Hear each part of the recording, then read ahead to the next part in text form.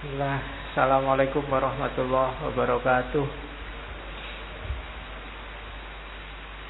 Bismillahirrahmanirrahim. Alhamdulillahi rabbil alamin.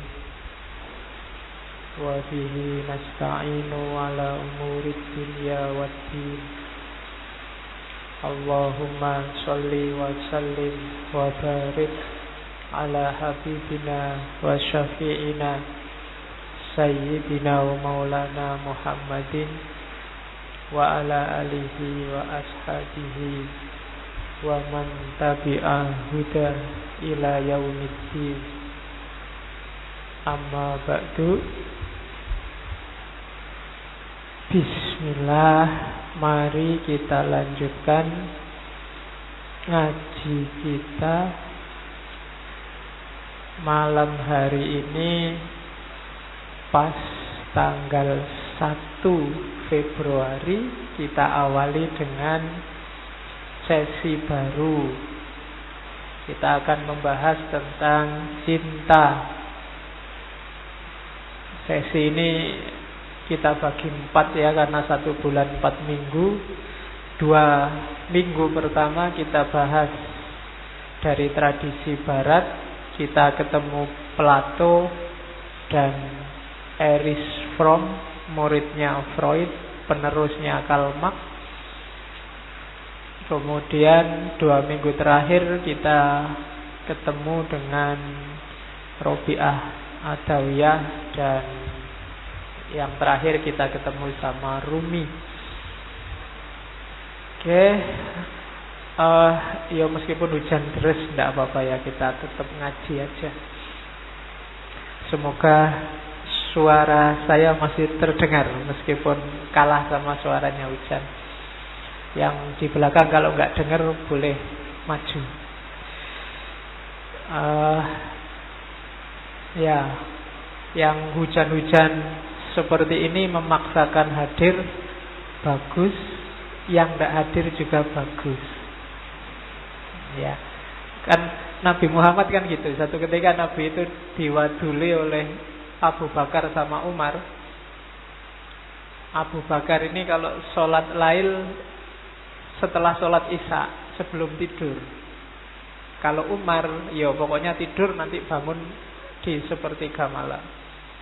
Waktu lapor ke Nabi, katanya Nabi dua-duanya benar, dua-duanya baik.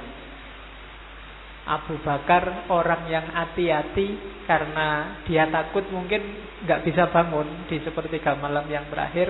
Sementara Umar, katanya Nabi, Umar orang yang kuat. Jadi Umar engkau orang yang kuat, dan Abu Bakar engkau yang orang yang hati-hati. Dua-duanya benar.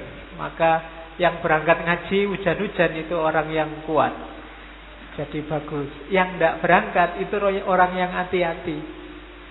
Lu sopo ngerti nanti pilek, sopo ngerti kedinginan. Dia harus hati-hati dong. Tubuh ini juga kan amanatnya Allah yang harus dijaga. Jadi dua-duanya benar, nggak ada yang salah. Hari ini kita sering gegeran karena yang hati-hati menganggap yang kuat itu nekat, yang kuat menganggap yang hati-hati ini lemah. Sekarang kan ada Islam kuat sama Islam hati-hati gegeran. Janjane dua-duanya sama-sama baiknya. Oke, maka yang tidak hadir ya jangan digerenengi. Mereka orang-orang yang baik, mereka hati-hati. Yang hadir bagus juga, mereka orang-orang yang kuat. Yang harus hadir yo cuma saya. Kalau saya nggak hadir, ngajinya nggak jadi. Jadi mau nggak mau harus hadir. Kuat tapi tetap harus hati-hati. Oke, bismillah ya, kita mulai. Tema kita malam ini Plato. Saya nggak tahu, mungkin sudah 2 atau 3 kali ini saya ngomong tentang Plato. Dulu awal-awal ada sesi idealisme. Jadi Plato ini salah satu filosof barat yang pikiran-pikirannya enak kalau disambungkan sama agama. Makanya nanti Plato dilanjutkan oleh orang-orang dari tradisi Helenisme Romawi, namanya Neoplatonisme, tokohnya Plotinus. Cara berpikir gaya Neoplatonis ini nanti diserap oleh tradisi mistik Timur. Kalau dalam Islam misalnya Suhrawardi Al-Maktul dan kawan-kawan dari tradisi Iluminasi. Jadi sanad keilmuannya, idealismenya Plato, Platonisme, terus Neoplatonisme, terus filsafat Iluminasi. Jadi beberapa kali saya bilang bahwa Barat dapat keistimewaan dari Allah, aspek rasionalnya, cara berpikir pakai akalnya luar biasa sampai hari ini. Sementara Timur diistimewakan oleh Allah kemampuan intuitifnya. Dua-duanya istimewa. Maka kalau kita ingin pengetahuan kita utuh, ya harus ada baratnya, ada timurnya. Jangan yang timur yang intuitif menganggap akal itu rendah, dan yang rasional menganggap yang intuitif itu tidak masuk akal sehingga jelek. Oke, malam ini kita ngomong Plato, cuma tidak semuanya. Garis-garis besar pikirannya Plato kan sudah kita bahas beberapa kali. Terakhir yang saya ingat tentang kebahagiaan, dan bukunya kan juga sudah terbit yang tentang kebahagiaan itu. Malam ini kita ganti tema, yaitu tentang cinta.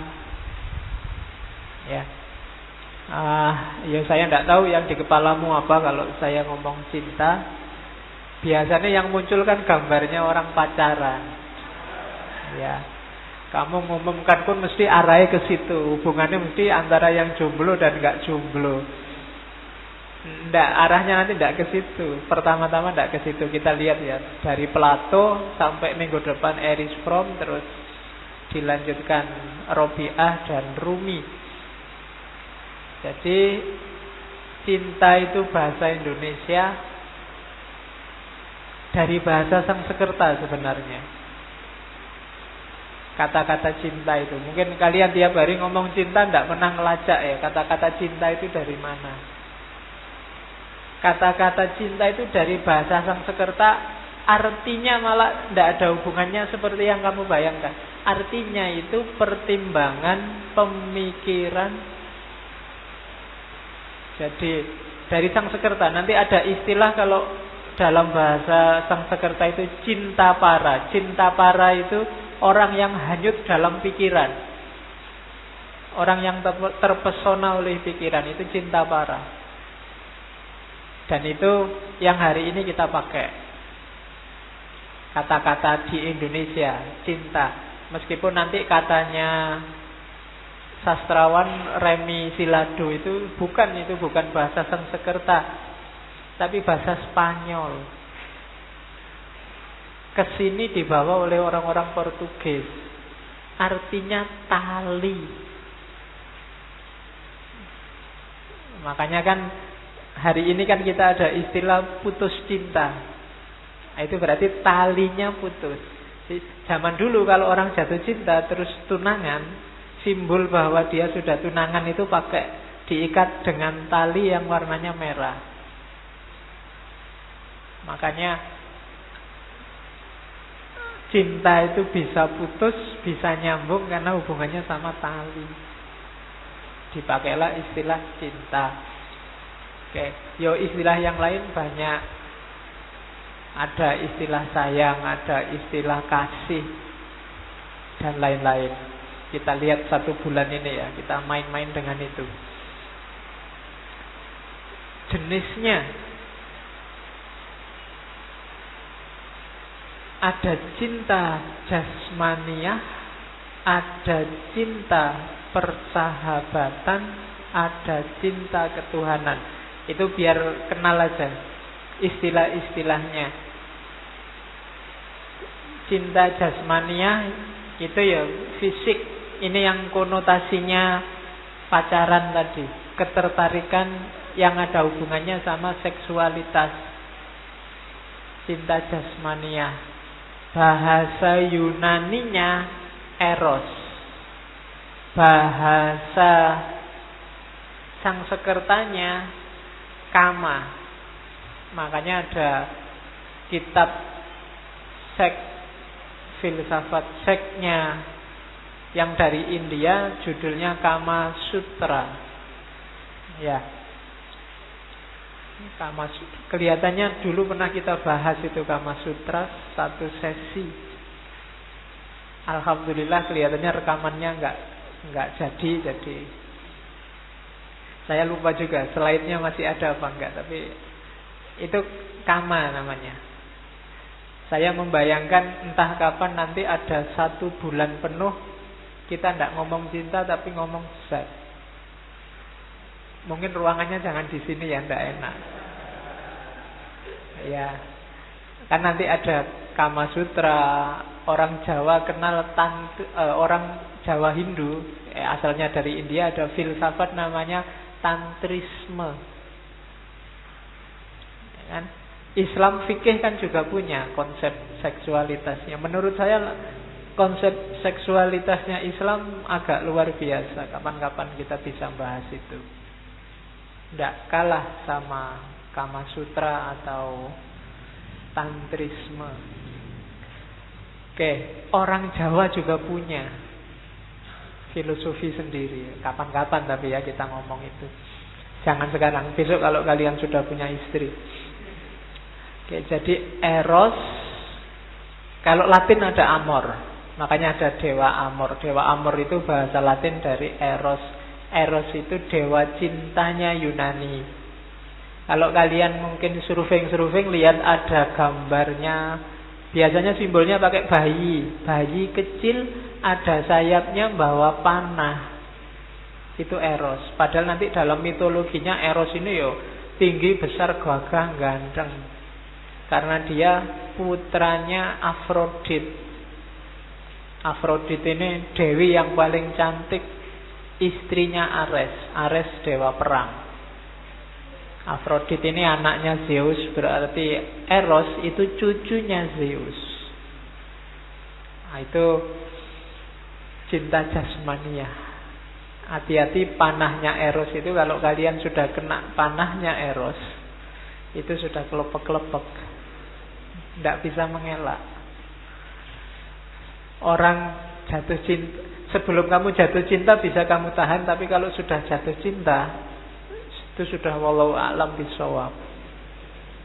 Ya, saya pernah ada wali murid itu datang menemui wali mahasiswa, ketemu bahwa anaknya kuliahnya nilainya jatuh gara-gara pacaran.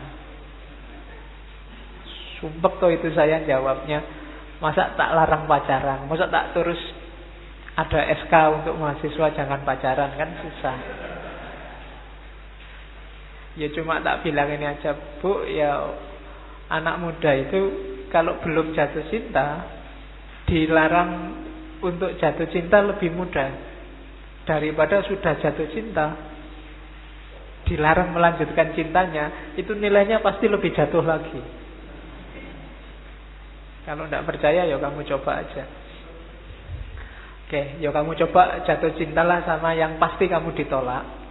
Nah, terus rasakan efeknya dalam hidupmu. Oke, itu cinta jasmania. Ada cinta yang kalau di Plato levelnya lebih tinggi. Istilahnya dia cinta persahabatan. Kalau ini tidak melihat jenis kelamin, tidak ada hasrat seksual. Tapi kalau bahasa Inggrisnya compassion, kasih sesama, cinta alam, itu ada di level kedua, cinta persahabatan. Bahasa Yunaninya philia. Makanya filsafat itu philia sama sophia, filosofi. Dia sejenis cinta juga. Maka ngaji filsafat itu boleh kamu sebut ngaji cinta. Cuma cintanya bukan cinta jasmania, tapi cinta yang lebih tinggi, filia. Kalau bahasa Sangsekertanya itu priyata atau sneha. Bahasa Latinnya delictio. Oke. Yang ketiga, cinta ketuhanan. Kalau cinta ketuhanan itu cintanya Tuhan pada kita yang kita tiru dengan mencintai seperti cintanya Tuhan pada alam semesta. Jadi kita mencintai segalanya atas dasar cintanya Tuhan, karunia Tuhan. Itu namanya cinta ilahiyah. Nanti dicontohkan oleh Robi'ah, oleh Rumi. Betapa sayangnya Tuhan pada kita, dan kita juga betapa sayang dan butuh kita pada Tuhan. Itu kalau bahasa Yunani namanya agape. Ya, bukan EGP ya. Kalau EGP kan memang gue pikirin. Karitas, karuna, prema. Bahasa Arabnya Rahman. Bahasa Yahudinya Hesed. Bukan keset, Hesed. Ya. Jadi itu cinta ketuhanan. Jadi ternyata istilahnya beda-beda. Cuma dalam bahasa Indonesia disebut cinta. Jadi kalau ada orang bilang aku cinta padamu, tegaskan dulu itu cinta yang gimana dulu. Cinta yang jenisnya eros, apa jenisnya filia, apa jenisnya agape. Jenisnya agape itu cinta ketuhanan. Itu yang dalam hadis mencintai karena Allah dan berpisah karena Allah. Itu cinta ketuhanan namanya. Tapi kalau ya karena kita sesama manusia, aku sayang kamu, kamu sayang aku, filia, itu berarti cinta level 2. Kalau cinta jasmania itu yang eros. Nah, kalau ada orang bilang I love you padamu, jangan salah paham dulu. Jangan-jangan itu cinta yang kedua, yang filia, bukan yang pertama. Oke, jadi jenisnya itu. Awas keliru kalau membaca istilah-istilah. Kalau dalam Islam cinta yang sifatnya jasmania itu sering disebut mawaddah. Ya. Jadi kalau makanya orang berumah tangga itu biasanya kan mawaddah, syukur-syukur bisa naik level jadi mahabbah. Kalau lebih tinggi dari itu rahmah. Jangan ujuk-ujuk rahmah. Kalau rahmah dulu tanpa mawaddah, tidak ada ketertarikan jasmania, ya susah kamu nanti berumah tangga. Lihat suaminya kayak temennya, kayak ustadznya, kayak tidak enak. Ada level mawaddah dulu, ketertarikan fisik. Setelah itu mahabbah. Setelah itu baru rahmah, cinta ketuhanan. Maka kalau cintanya naik dari mawaddah ke mahabbah terus jadi rahmah, rumah tangganya langgeng. Tapi kalau tidak naik kelas, mawaddah kok mawaddah terus nggak jadi mahabbah, nanti istrinya umur-umur 50-an sudah bosen, ingin nyari yang baru.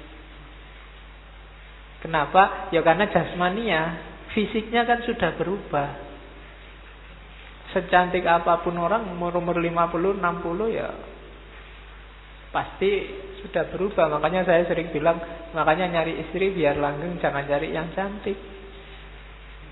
Nyari yang jelek lebih langgeng. Karena kalau jelek itu kan sekarang kamu nikahi jelek, besok sudah tua ya masih jelek, jadi tidak kaget kamu. Tapi kalau kamu nyari yang cantik, ya sekarang cantik, kalau sudah tua berubah jadi jelek. Jadi kalau ingin cintamu langgeng, ya jangan nyari yang terlalu cakep. Hidupmu tidak tenang nanti. Waktu muda kamu tidak tenang, waktu tua dia sudah jadi jelek. Oke, cinta jasmania, mawaddah naik kelas jadi mahabbah. Kalau mahabbah itu sudah nggak lihat lagi fisik. sudah ada kedalaman. Kalau yang ilahiyah sudah tidak melibatkan yang bercinta lagi, tapi hubungannya sama ketuhanan, orientasinya ke atas. Dan nanti Plato ngajarin itu, bagaimana cinta itu jangan berhenti di jasmania. Meskipun boleh manusiawi kamu suka sama lawan jenis.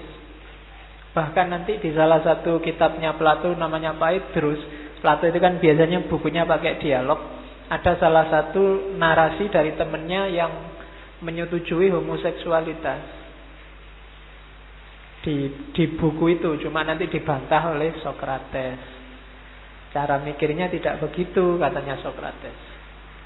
Oke, nanti kita lihat. Jadi untuk belajar Plato tentang cinta, bukunya tiga-tiganya dialog. Yang pertama judulnya Phaedrus, yang kedua Simposium, yang paling banyak ngomong tentang cinta, yang ketiga Republik, ya, yang sudah diterjemahkan dan tebal. Yang paling banyak ngomong tentang cinta itu Simposium.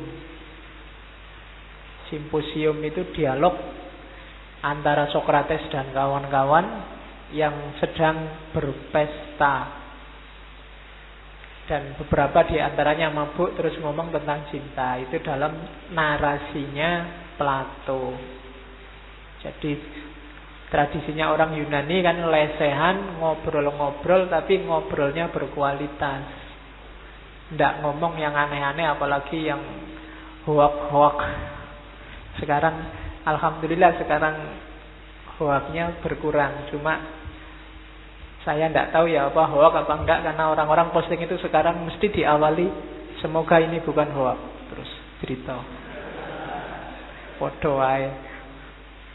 Oke, dari Simposium malam ini lebih banyak dari Phaedrus 1-2. Belajar cintanya Plato, perhatikan itu dulu. Ini kemarin di Filsafat Kebahagiaan keluar juga. Jadi hidup kita ini kayak kusirnya, apa itu namanya, pedati, apa ya, kereta. Kudanya 2, cuma itu gambarnya kurang mewakili. Kudanya ada sayapnya nanti. Jadi hidup kita itu kayak orang yang sedang naik kereta. Kudanya 2, ada saisnya dan ada sayapnya. Ini imajinasinya kayak buruk gitu kan, kuda yang ada sayapnya. Oke, ada kuda hitam, ada kuda putih. Kuda hitam ini lambang nafsu-nafsu yang rendah. Rendah itu bukan berarti jelek ya, tapi levelnya rendah. Kita butuh itu, tapi jangan sampai dikuasai. Kalau kuda putih ini hasrat yang levelnya lebih tinggi, harga diri, keinginan melakukan kebaikan dan seterusnya, itu kuda putih. Itu ya bagus, tapi tetap harus kita kendalikan. Kalau tidak kita kendalikan, keinginan baik itu bisa blunder, merusak kita sendiri. Maunya ngasih nasihat orang lain, tapi kalau ruang dan waktu, porsi dan proporsinya nggak pas, itu bisa hasilnya kebalikannya. Itu kuda putih. Jadi dalam diri kita ada dorongan untuk berbuat baik, namanya kuda putih. Ada nafsu-nafsu rendah, namanya kuda hitam. Yang bisa mengendalikan siapa? Saisnya, kusirnya, namanya rasio, akal. Akalnya harus jalan. Akal tidak jalan, maka kuda hitam sama kuda putih bisa tidak karu-karuan, bisa nabrak kiri, nabrak kanan, bahkan bisa ngerusak keretanya itu sendiri. Terus ada sayapnya. Itulah eros, itulah cinta. Kenapa harus ada sayapnya? Biar kuda ini nggak cuma jalan di muka bumi, nggak cuma hidup apa adanya menghabiskan umur. Tapi dia bisa transendensi, bisa naik ke atas, bisa bernilai hidupnya. Untuk bisa bernilai dan punya makna, naiklah ke atas. Maka kudanya butuh sayap. Hidup yang semakin berkualitas dan bermakna. Untuk itu orang butuh cinta. Nanti di belakang banyak dijelaskan. Kenapa kok untuk yang semacam itu butuh cinta?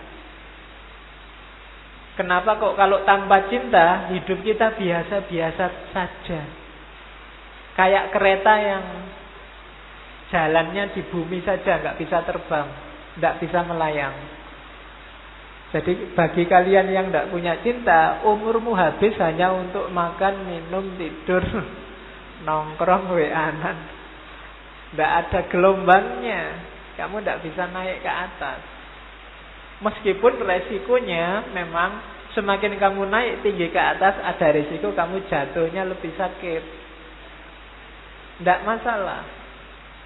Jangan takut tantangan. Itu kan kayak ceritanya Gibran. Di salah satu bukunya Gibran cerita perdebatan antara pohon kelapa sama rumput. Jadi suatu ketika ada hujan deras kayak gini. Pohon kelapa itu mentiung kiri, mentiung kanan. Lama-lama rubuh dia. Rubuh ketemu rumput, diketawain sama rumput. Makanya jadi tumbuhan gak usah tinggi-tinggi, cukup jadi rumput saja. Tapi jawabannya pohon kelapa apa? Aku ndak menyesal sekarang tumbang. Aku sudah tahu banyak, aku sudah tahu ada apa di atas, bahkan aku tahu yang ada di sekelilingku semuanya. Aku puas hidupku. Sementara engkau hanya rumput biasa, ngertinya cuma sekelilingmu paling jarak berapa meter gitu aja. Kamu tidak ngerti apa-apa, hidupmu sempit. Meskipun umurmu panjang, karena nggak patah. Umurku sebentar karena aku tinggi, tapi dalam ketinggian itu aku dapat banyak hal. Sekarang mati patah tidak masalah. Nah, itu kamu cari di bukunya Gibran. Saya tidak tahu, nanti pasti ada sesi filsafat cinta kedua. Masih banyak yang belum saya masukkan. Belum ada Nietzsche, belum ada Gibran, belum ada Ghazali, belum ada. Tapi jangan terus-terusan cinta. Ya. Oke, yuk kapan-kapan, tahun depan juga boleh. Jadi itu ya, belajar Plato berarti ini yang pertama-tama harus diingat. Ingatlah, kita ini kayak kereta yang harus dikendalikan oleh akal. Jangan sampai akalnya mati bolak-balik. Saya bilang, kayak katanya Aristoteles itu, manusia adalah binatang yang mikir. Jangan sampai mikirnya ini mati. Karena begitu mikirnya mati, yang tersisa tinggal binatangnya. Dia pengendalinya. Oke, makanya belajarlah filsafat. Nanti di bagian-bagian awal simposium, diskusi muncul, kenapa kok tiba-tiba ngomong cinta? Ya karena awalnya ngomong filsafat. Jadi katanya Sokrates kan sering bilang bahwa filsafat itu adalah satu bidang keilmuan, bidang pengetahuan yang membuat kita bisa hidup lebih baik. Kenapa? Karena kita bisa berpikir lebih baik.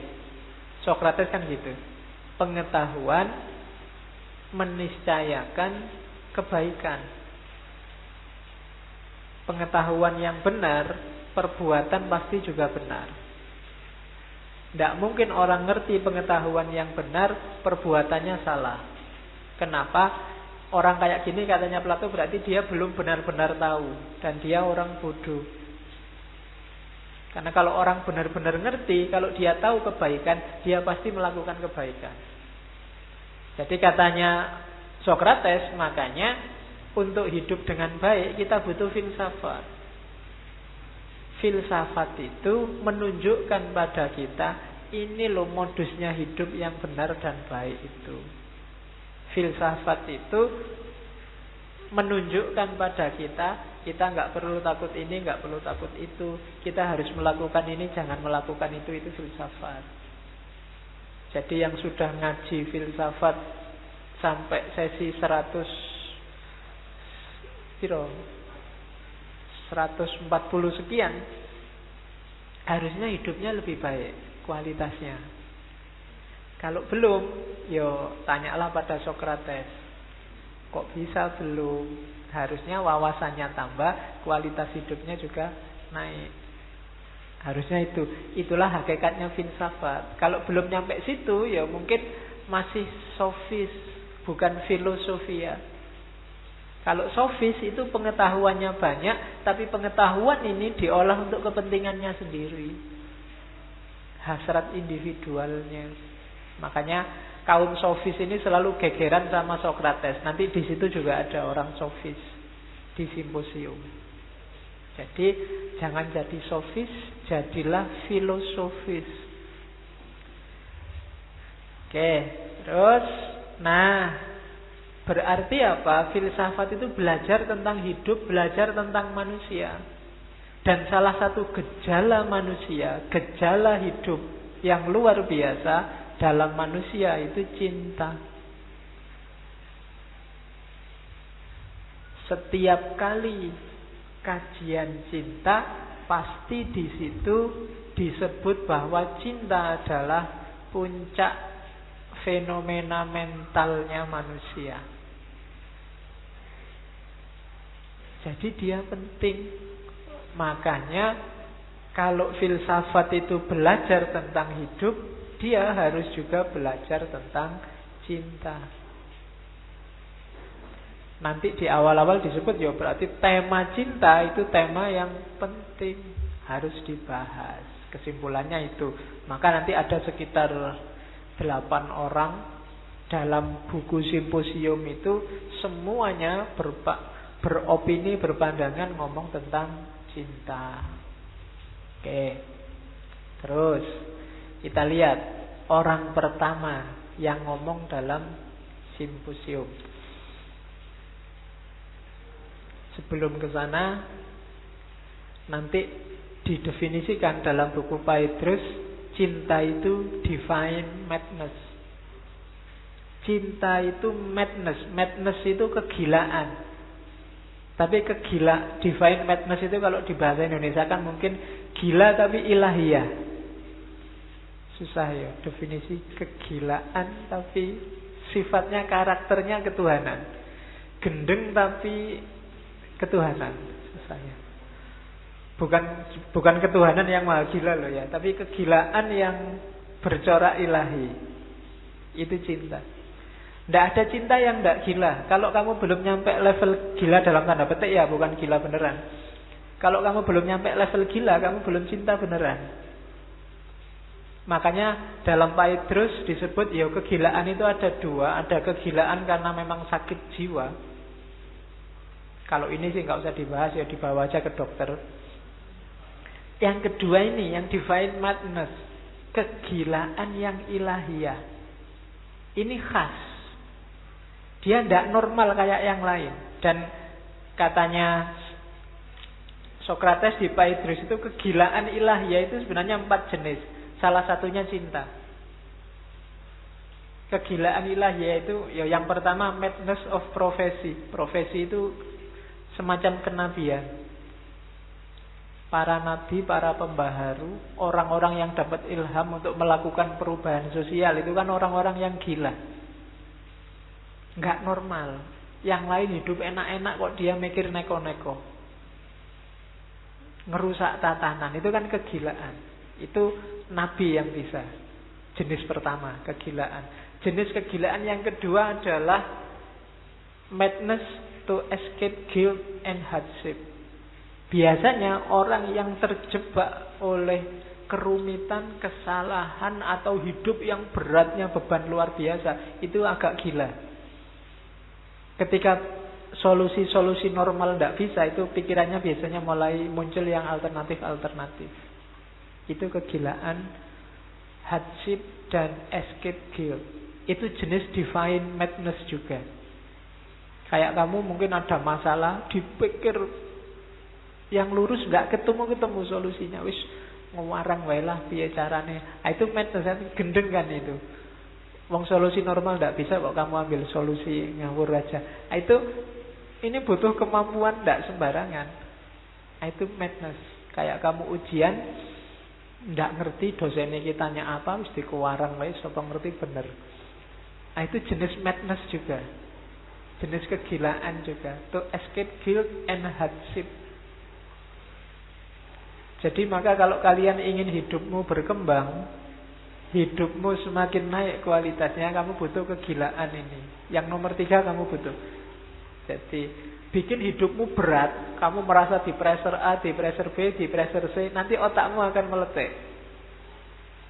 Nyari jalan keluar. Tapi kalau kamu nggak berani tantangan, nyari aman saja, comfort zone saja, ya hidupmu gitu-gitu aja. Maka jadilah orang gila. Dalam tanda petik ya.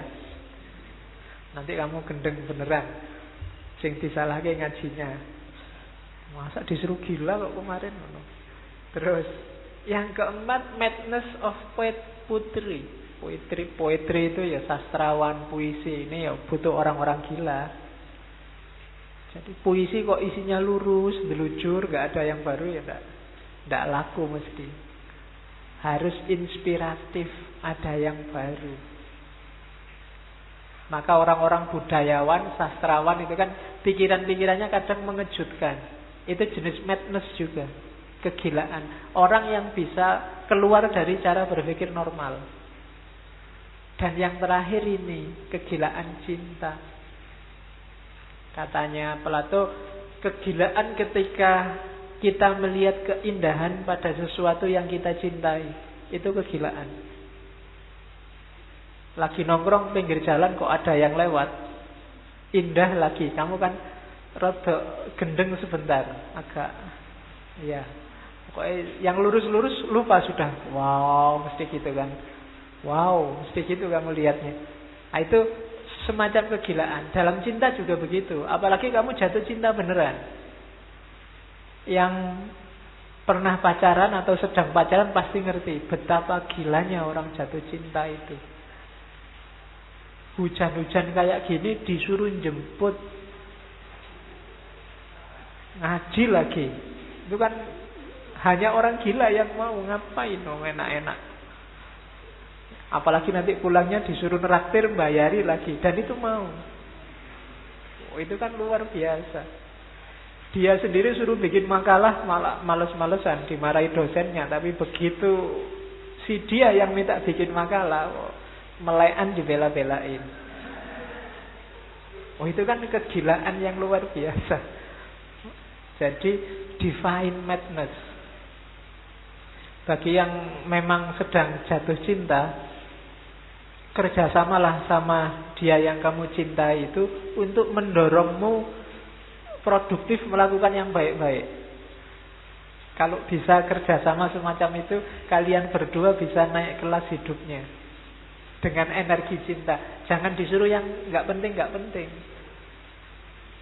Paksalah pacarmu itu, misalnya kamu punya pacar, pokoknya aku ndak mau jadi pacarmu kalau bulan ini tulisanmu nggak jadi.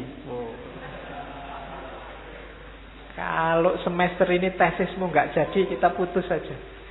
Itu kan positif energinya, daripada dipakai yang aneh-aneh. Jadi mending kamu manfaatkan energi itu untuk yang positif. Kenapa? Di situ ada kegilaan-kegilaan yang kalau pakai pikiran normal ndak mungkin. Itu di Petrus. Jadi love is divine madness. Cinta adalah kegilaan ilahiyah. Orang yang jatuh cinta adalah orang yang gila. Orang yang berpuisi, para sastrawan, biasanya orang-orang yang gila. Orang yang hidupnya kepepet, itu orang-orang yang gila. Dan para nabi kadang-kadang melakukan revolusi sosial, mereka juga kategorinya orang-orang yang gila. Terus, ini yang dari simposium. Simposium ini nanti berurutan ngomong sahabat-sahabatnya Plato. Biasanya gongnya itu Sokrates. Sokrates inilah nanti konsep cintanya Plato. Kalau ini masih sahabat-sahabatnya, ada yang salah diluruskan, ada yang dilanjutkan oleh Sokrates, ada yang dibantah sama sekali oleh Sokrates. Yang pertama Phaedrus. Phaedrus ini kayak penceramah. Karena dia orang bangsawan. Kalau ngomong agak gaya. Omongannya tinggi, tapi ndak nyambung sama realitas. Ideal-ideal. Kayak calon bupati apa gubernur kampanye ndak ngerti realitas, yang diomongkan yang tinggi-tinggi. Ini gayanya Phaedrus. Makanya dia bilang cinta itu simbolnya eros. Dalam cinta ada kemuliaan, dalam cinta ada pengorbanan. Para pecinta adalah para pejuang yang mau berkorban dan seterusnya. Ini kalimat-kalimat bombastis untuk menceritakan cinta. Seolah-olah iya memang kayak gitu cinta itu. Ini cuma retorika. Cinta adalah segalanya. Cinta adalah puncaknya kemuliaan moral manusia. Cinta adalah, itu jawabannya pasti iya.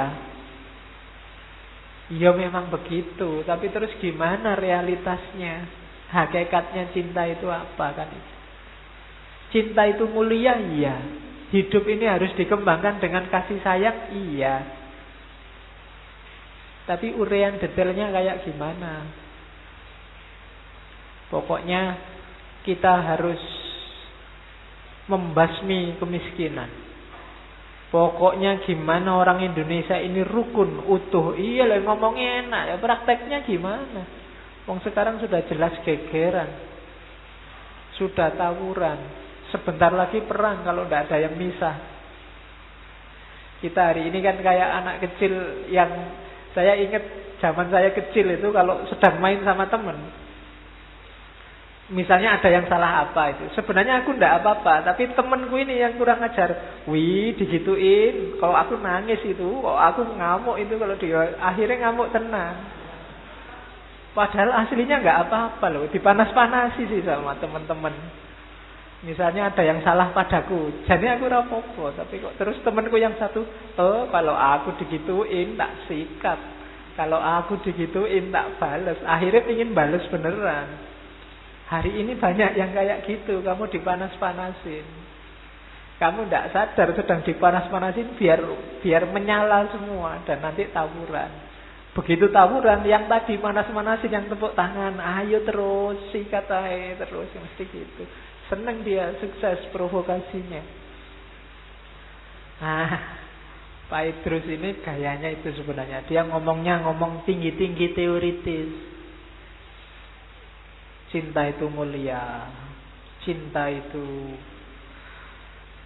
inti kehidupan, cinta itu segalanya dan seterusnya. Tidak salah, bagus-bagus saja.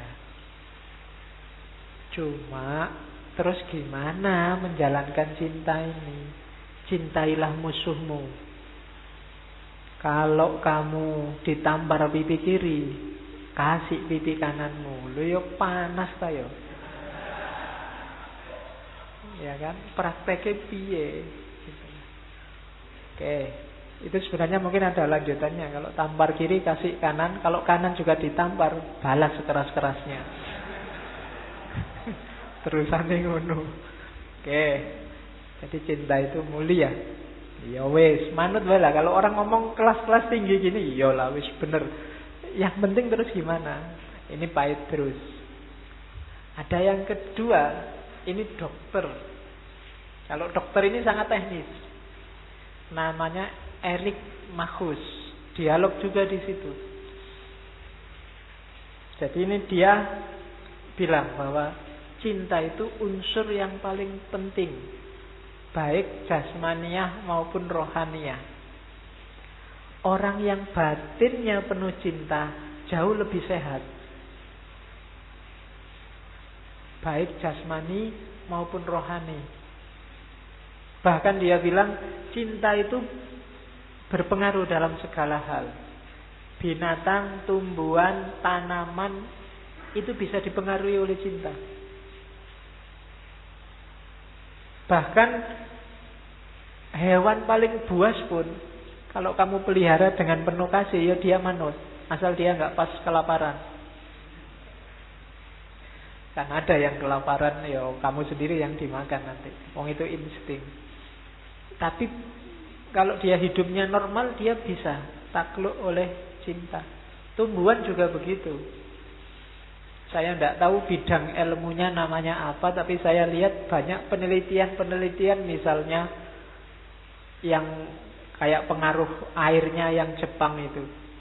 Sekarang kan ada yang neliti pengaruh ngomong yang baik pada tumbuhan, pengaruh ngaji Al-Quran pada kesegaran buah semangka. Kan ada yang neliti-neliti kayak gitu ya. Yang saya tidak mau komentar, aku kurang ngerti ilmune. Jadi ada yang neliti buah semangka ini antara yang dibacakan Quran tiap hari sama yang dimaki-maki tiap hari, kesegarannya beda. Loh ya kamu coba aja sendiri. Nanti kalau ada semangka, kamu iris sebelum dimakan, yang satu kamu bacain Yasin. Yasin, nah yang satu mbok bisu-bisui, kurang ajar ini, terus kamu makan. Itu rasanya segar yang mana? Ya kamu coba sendiri, aku tidak ngerti kesimpulannya gimana. Ya kamu coba. Syukur-syukur Yasinnya 3 kali. Jadi kamu baca Yasin 3 kali. Kalau sudah 3 kali baru dimakan. Oke. Ya, itu harusnya ada nama keilmuannya. Kalau ada yang mau neliti silahkan. Beberapa ilmuwan neliti. Kalau yang Masaru Emoto dari Jepang itu kan air. Air itu dimasukin gelas. Gelasnya dikasih tulisan jorok sama kasar. Yang satu dikasih tulisan kasih sayang sama kelembutan. Dicek gambar kristalnya air itu ternyata beda.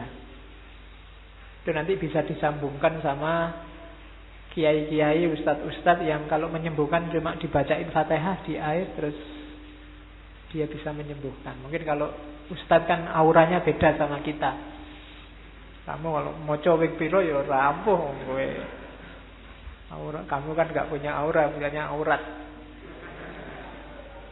Oke. Nah, ini gayanya Erik Makhus. Itu mungkin kayak saya dulu nulis skripsi tentang filsafat cinta itu kayak orang-orang ahli kimia yang meneliti aspek kimiawi dalam diri manusia yang berhubungan sama cinta.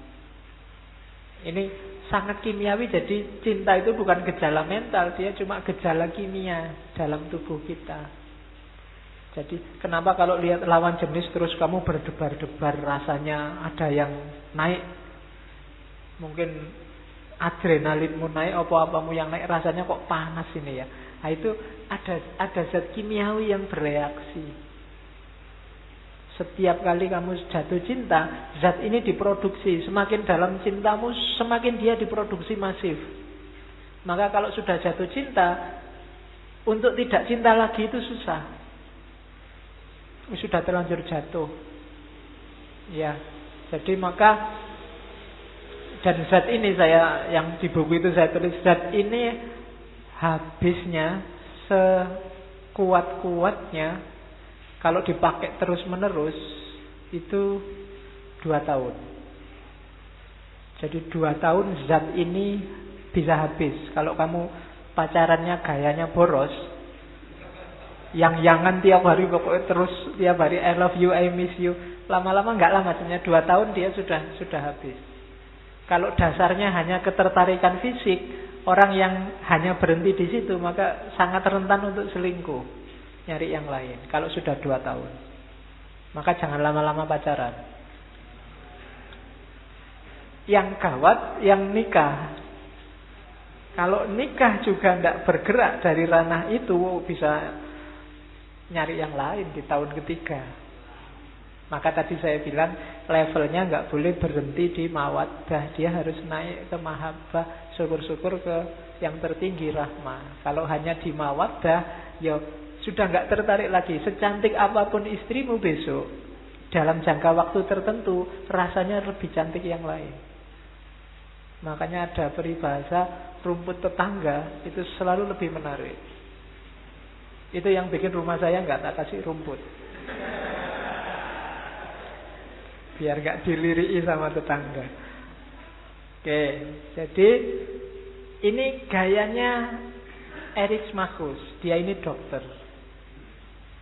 Jadi cinta dia ndak urusan sama mulia-muliaan. Ini memang ada dampak nyatanya secara fisik dalam hidup kita, secara mental juga. Jadi kesehatan mental, kesehatan fisik. Kalau mental kita sehat, fisik kita sehat, yo kita akan bahagia. Jadi cinta itu sumber kebahagiaan. Nah, itu Eryximachus. Dia dokter. Jadi cara berpikir tentang cinta itu bagusnya dialog-dialognya Plato. Jadi orang dari banyak profesi, dari banyak bidang ngomong tentang apa yang sedang dibahas. Yang belum ada memang mahasiswa, tidak ada dari mahasiswa.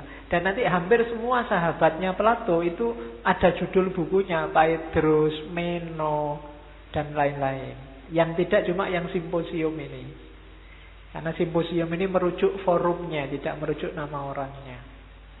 Oke, yang sekarang istilah ini kan dipakai setara sama seminar, setara sama workshop, setara sama diskusi dan seterusnya. Meskipun kalau kita kan sering susah membedakan kapan sebuah acara itu judulnya harusnya workshop, kapan sebuah acara judulnya harus seminar, kapan harus diskusi panel, kapan harus sarasehan. Pokoknya ngawur, pokoknya ya seminar. Kadang kalau nggak kepingin, kalau waktunya agak lama ya workshop pasti gitu kan. Padahal itu beda-beda, simposium juga beda. Ya, oke. Ya kalau seminar itu jangan diartikan harafiah, tapi ya seminar itu semi itu hampir, nar itu neraka. Jadi seminar itu hampir masuk neraka. Harusnya jangan istilah seminar lah, diganti ya, narnya diganti nur. Nur itu cahaya, jadi hampir menemukan cahaya seminur. Jadi besok kalau masjid bikin acara jangan seminar, seminur. Oke, seminur internasional. Wah, itu agak unik.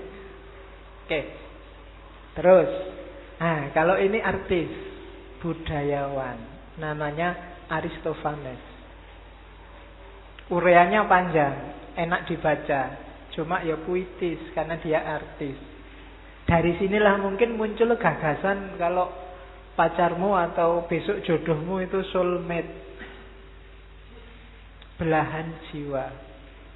Jadi cinta itu adalah pencarian kita pada soulmate kita, alter ego, diri kita yang dulunya kita nempel tapi terus dipisah oleh, karena ada cerita manusia itu dulu gandeng-gandeng dua sesuai pasangannya. Cuma karena dia sombong terus dihukum oleh Zeus. Hukumannya apa? Dipisah dari pasangannya. Sekarang tiap orang itu nyari pasangannya sendiri-sendiri. Ya kalau kamu yang nggak nemu-nemu itu berarti pasanganmu hilang. Atau jangan-jangan diambil orang lain. Karena ada yang poligami banyak, itu jangan-jangan jatahmu diambil. Ya, hati-hati ya. Jadi cinta itu ada ilustrasi bagus, tak ambil dari Google itu. Dulunya itu gabung gitu. Terus sama Zeus dipisah dua. Jadinya kita sekarang itu nyari belahan jiwa. Orang Jawa menyebutnya jodoh itu sigaraning nyawa, disingkat jadi garwo. Jadi belahan nyawa kita. Karena dulu itu pasangan kita terus bisa. Yo ini faktanya susah diverifikasi, tapi buat puitisasi, dramatisasi memang indah. Nah, itu gayanya Aristophanes. Ya kan? Loh, dulu kan gitu. Kalau dalam Islam kan cara membelahnya kan tidak sigar dua gitu, cuma tulang rusuknya dipotong. Jadi Hawa itu dibelahkan dari Adam lewat tulang rusuknya. Makanya kan ada anekdot itu yang dilakukan Hawa pertama kali tiap pagi itu ngitung tulang rusuknya Adam. Dia khawatir berkurang satu lagi. Karena kalau berkurang satu lagi dapat saingan dia. Pokoknya jangan sampai tulang rusuknya Adam kurang lagi ini. Jadi banyak. Jadi ini Aristophanes. Jadi dia sastrawan, artis, cara menjelaskannya juga puitis. Dia pakai mitologi Yunani. Bahwa cinta itu adalah mencari belahan jiwa, nyari soulmate kita. Oke. Cuma ya ini kadang-kadang dipakai alasan untuk selingkuh. Wah, mohon maaf, aku tidak cocok lagi. Kelihatannya kamu bukan belahan jiwaku. Aku mau nyari yang lain. Ya itu saya naik dulu ya. Jadi sudah dapat nyari yang lain karena bukan belahan jiwa. Atau jangan-jangan ada yang suaminya 1, istrinya 4. Itu berarti dulu gerombol 5 gitu, terus dipisah-pisah. Sekarang dikumpulkan lagi jadi 1. Ya mungkin begitu ya, siapa ngerti. Karena ada kadang-kadang pisang itu gandengnya sampai banyak. Nah, dulu mungkin manusia yang edisi gandengnya banyak. Nah besok di dunia ini istrinya lebih dari 1. Mungkin begitu. Oke, cuma ini Aristophanes. Yo ini tetap membacanya yo simbolis. Jadi cinta itu berarti apa? Nyari yang klop, nyari yang klik sama hidup kita. Jadi yang pas. Kalau kita tumbuh ya nyari tutup yang pas. Kalau yin ya nyari yang yang. Itu berarti klop utuh, mencari keutuhan. Jadi kalau orang di Cina yang punya ideologi yin yang kan gitu, pasangan yang baik itu yang melengkapi kita. Kalau kamu yin, carilah yang yang. Yang meledak-ledak, cari yang kalem. Kalau meledak-ledak dapat meledak-ledak, yo rusak. Tiap hari ledakannya jadi besar. Kalau yang kalem dapat yang kalem. Kalau pacaran diem. Satu diem, satu diem. Ngomong apa kita? Tidak tahu. Ya udah diem aja lah. Ayo orang itu pacaran. Ya yang yin cari yang yang cari yang yin. Jadi klop. Yang satu cerewet, yang satu pendiam. Kalau yang satu cerewet, yang satu cerewet, yo koyo kaset rusak, ngomongannya tidak karu-karuan wis. Tapi kalau yang satu pendiam, yang satu pendiam, ya tidak jelas. Sepi akhirnya. Oke. Jadi itu Aristophanes.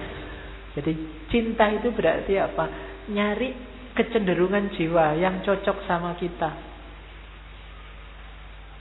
Oke.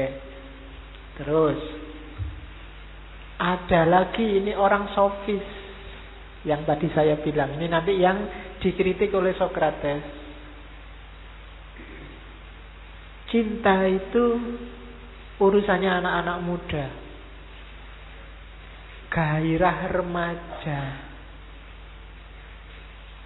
Jadi yang orang-orang tua sudah wassalam, sudah tidak pantas lagi ngomong tentang cinta. Dan Eros itu kalau bagi Agathon itu kan dewa paling muda, makanya gambarannya kecil, kayak bayi yang bawa panah asmara.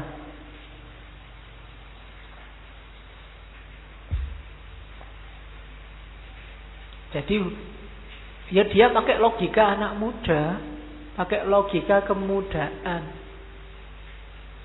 Dan cinta itu cantik. Gambarannya ya, cinta itu kayak wanita cantik yang sangat indah ketika berjalan di antara bunga-bunga.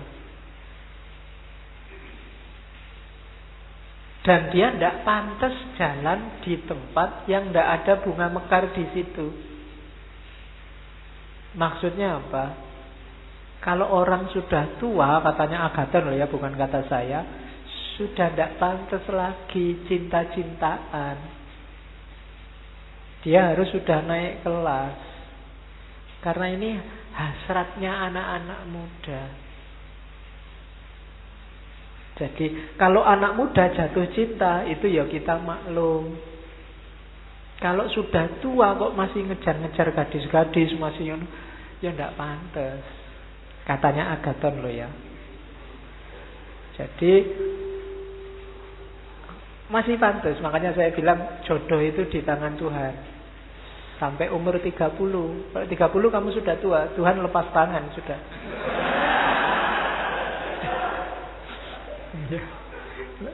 Jadi sudah nggak ditahan sama Tuhan, ini sudah tak pegangi jodohmu sampai umur 30 kok nggak diambil-ambil, ya sudah Tuhan lepas tangan. Urusanmu lah mau nyari yang pandai. Oke. Jadi katanya Agathon, enggak, ini urusannya anak muda. Yang tua-tua enggak saya ikut. Yang tua-tua dia harus tidak lagi mengejar mencari cinta. Level cintanya sudah enggak lagi urusan jasmania. Dan katanya Agathon lagi, loh dari cinta ini loh nanti bisa lahir 4 kebijaksanaan utama yang dikenal di Yunani saat itu, yaitu apa? Keadilan, kesederhanaan, keberanian, dan kebijaksanaan. Tanpa ada cinta, susah untuk lahir keadilan.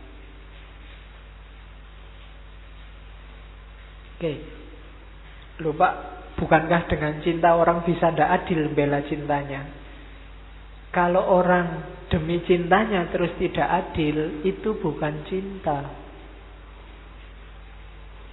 Cinta itu harus bikin kamu naik kelas secara manusia, kamu lebih berkualitas. Biasanya kok cinta mendorong ke arah yang lebih jelek, itu bukan cinta. Pasti ada pamrih-pamrih di situ atas nama cinta. Nanti Plato menjelaskan banyak tentang itu. Orang yang cinta pasti adil. Nabi Muhammad itu sangat cinta pada anaknya, tapi beliau bilang, kalau Fatimah anakku mencuri, aku sendiri yang motong tangannya.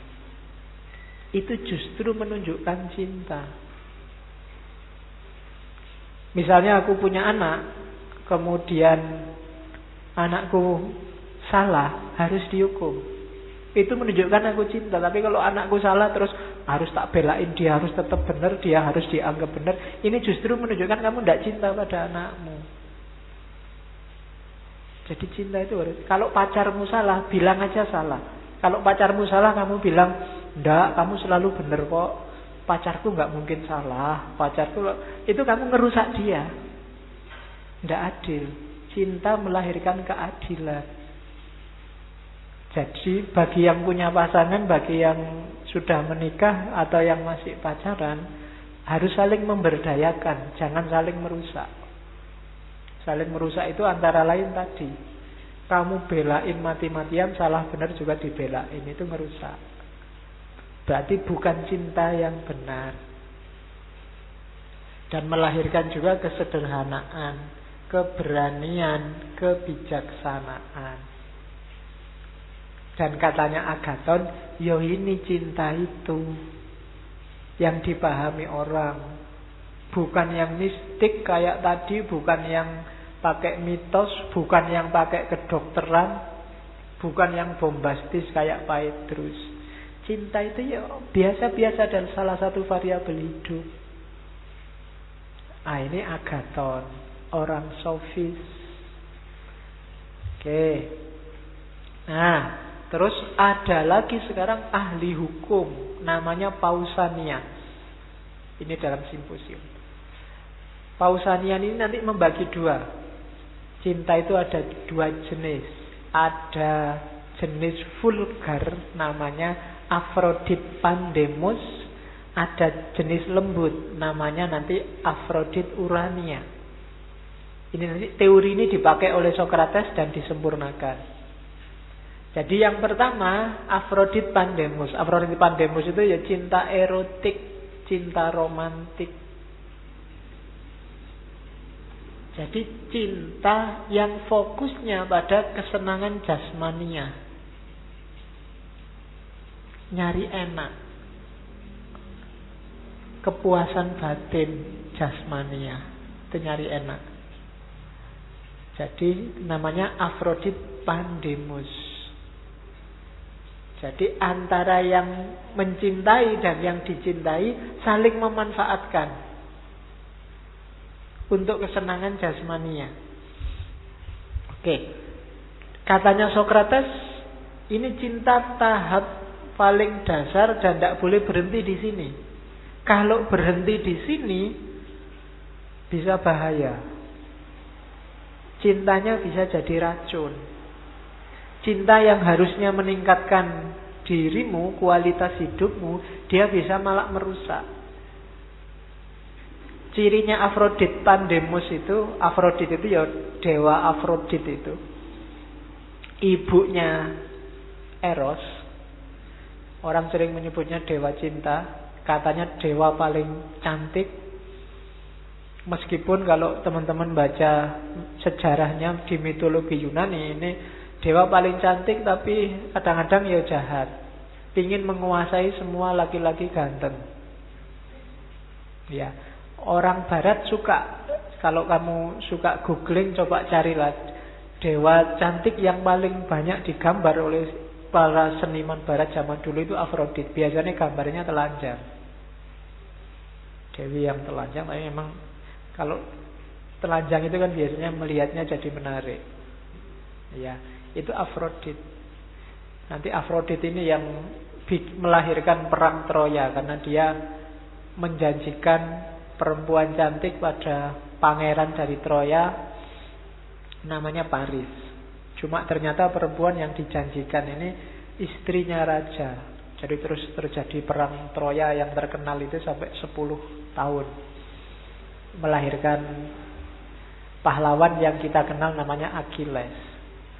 Nah, itu perang Troya yang jebakannya pakai kuda Troya itu. Yang sekarang istilah kuda Troya dipakai sebagai hubungannya sama strategi jebakan. Nah, itu Afrodit Pandemos. Cinta fisik secara umum. Oke, cirinya katanya Socrates ada 6. Cinta itu cinta yang level bawah. Cirinya yang pertama, kalau orang yang mencintai jadi korban perasaannya sendiri. Ini istilah korban perasaan. Mungkin bahasa Indonesia itu ya. Kamu kan sering pakai istilah ini kalau pas waktu Idul Adha tidak punya uang untuk urunan. Mas korban enggak? Wis aku korban perasaan aja. Nah, cinta jenis Afrodit Pandemos ini, orang ini jadi budaknya perasaannya. Yang tadi kuda tunggangan. Ya kalau perasaannya kecenderungannya bagus, ya berarti kuda yang warnanya putih. Akalnya jadi nggak jernih. Yang penting kamu jangan meninggalkan aku. Disuruh apa aja aku mau. Nah itu nggak jernih sudah kalau sudah kayak gitu. Engkaulah segalanya bagiku. Lautanku seberangi. Nah, gunung akan kudaki.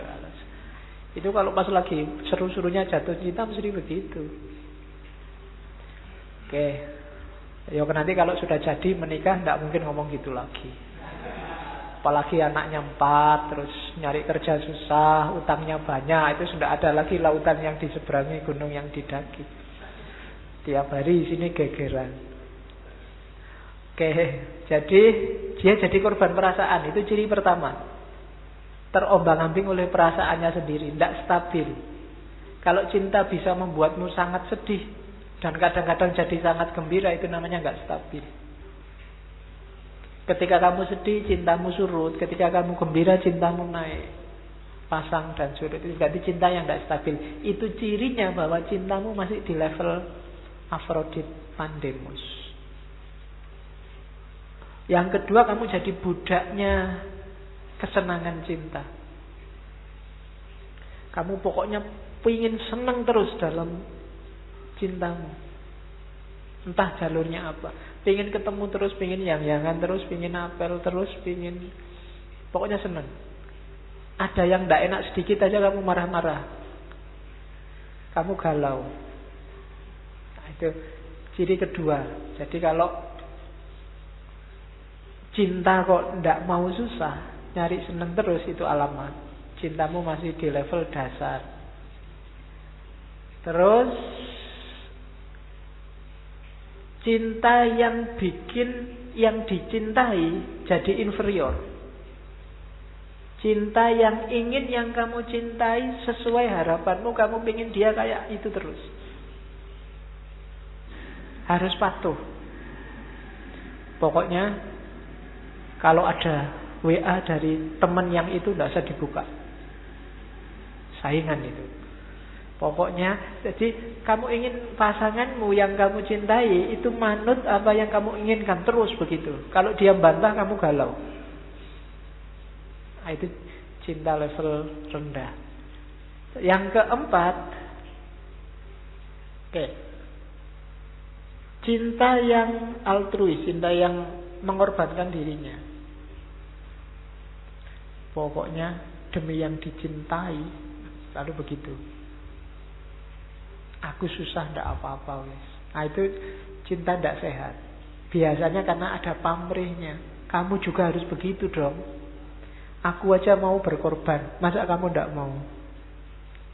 Nah, itu ciri-ciri bukan cinta. Itu biasanya dagang. Ndak mau rugi. Kalau kamu selingkuh, ya aku selingkuh juga lah, kok enak. Nah, itu dagang namanya, bukan cinta. Kemarin di WA nggak bales, awas, sekarang nggak tak bales juga. Emang enak dicuekin. Nah, itu namanya pasti bukan cinta. Kamu bales-balesan gitu. Saling, kalau kamu senangkan aku, ya kamu tak senangkan. Kalau kamu sakiti aku, ya kamu tak sakiti juga. Itu bukan cinta, itu namanya dagang. Ya, jadi kamu keluar berapa harus dapat berapa, itu jangan sampai rugi. Masa pacaran 3 tahun cuma dapat WA sama titip salam, rugi dong. Nah, itu namanya dagang kalau ada kata-kata rugi. Oke. Terus karena cara bercintanya semacam ini, biasanya pecintanya nyari yang lemah. Lemah dalam arti mudah takluk, gampang ditundukkan, manutan. Baik itu cowok atau cewek, kalau kamu nyarinya yang setia, tidak gampang selingkuh, yang patuh pada apa yang kita inginkan, itu level cintamu level rendah. Di Afrodit Pandemus. Terus yang terakhir, ya gara-gara cinta ini banyak kebajikan yang lain tersingkirkan. Itu berarti cintamu cinta level rendah. Gara-gara pacaran, cinta pada orang tua tersisihkan, cinta mungkin pada tanah air negara, cinta pada sahabatmu, cinta pada lingkunganmu, semuanya tidak karu-karuan. Hanya gara-gara cinta yang satu itu, maka cintamu itu sebenarnya levelnya rendah, masih fisikal, jasmania. Waktunya liburan tidak pulang, ditelepon orang tuanya kok tidak pulang, ini les tambahan, padahal yo karena tidak mau berpisah sama pacarnya. Nah, ini namanya level cintamu masih kelas rendah, masih butuh kesenangan fisik bersama-sama. Sama teman juga gitu, gara-gara pacaran sekarang sudah tidak akrab lagi sama temannya. Diajak apa-apa susah. Malam minggu jalan yuk, enggak. Kalau kamu kan jalannya ke sana, aku ke sini, beda sudah. Diajak ngomong sudah nggak nyambung lagi karena tiap hari sibuk sama yang dicintai. Kebajikan-kebajikan yang lain banyak hilang, itu berarti cintanya perlu dievaluasi lagi. Biasanya levelnya level masih Afrodit pandemos. Nah, ada level yang lebih tinggi yaitu Afrodit Urania. Uranus itu dianggap ayah biologisnya Afrodit. Afrodit Urania ini cinta yang sudah naik kelas. Yang dicintai tidak lagi jasmania, tidak lagi matter, tapi form. Tidak lagi melihat fisik, tapi sudah melihat rohani. Rohani itu tidak harus diartikan sifatnya baik. Tapi rohani itu berarti apa? Cintamu itu kelasnya sudah cinta yang intelektual, cinta yang rohania, bukan jasmania. Cinta yang mencerdaskan, cinta yang menaikkan kualitas hidupmu, cinta yang kalian berdua bekerja sama, saling membantu, saling menaikkan level kehidupan masing-masing. Itu Afrodit Urania. Dengan kamu, misalnya ya contoh vulgarnya, dengan kamu punya pacar, kamu sekarang jadi rajin ke perpustakaan. Akhirnya skripsimu, tesismu cepat selesai karena digarap berdua. Contoh gampangannya ngono. Oh, itu kan bermanfaat. Tapi kalau gara-gara cinta skripsi tesismu keteteran, karena tiap hari harus apel, harus antar jemput macam-macam, itu berarti levelnya rendah. Afrodit Urania itu cinta yang sudah tidak penting lagi bentuk fisiknya, level wadahnya, tapi cinta yang membebaskan, cinta yang masuk ke level intelektual. Nanti ini dijelaskan lebih detail lagi oleh Sokrates di simposium. Sokrates itu ya Plato itu. Karena Plato ketika nulis simposium selalu pakai murid gurunya Sokrates. Oke, jadi ya kayak kalian nulis buku terus kamu bilang ini bukan karya saya, wong ini cuma transkrip saja ceramahnya Pak Faiz. Nah itu gayanya ngono. Padahal itu jane ya Plato. Itu ya kamu, bukan aku. Nah itu dialog-dialognya Sokrates hampir semua pinjam nama gurunya. Oke, dari situ nanti lahirlah istilah Platonic love.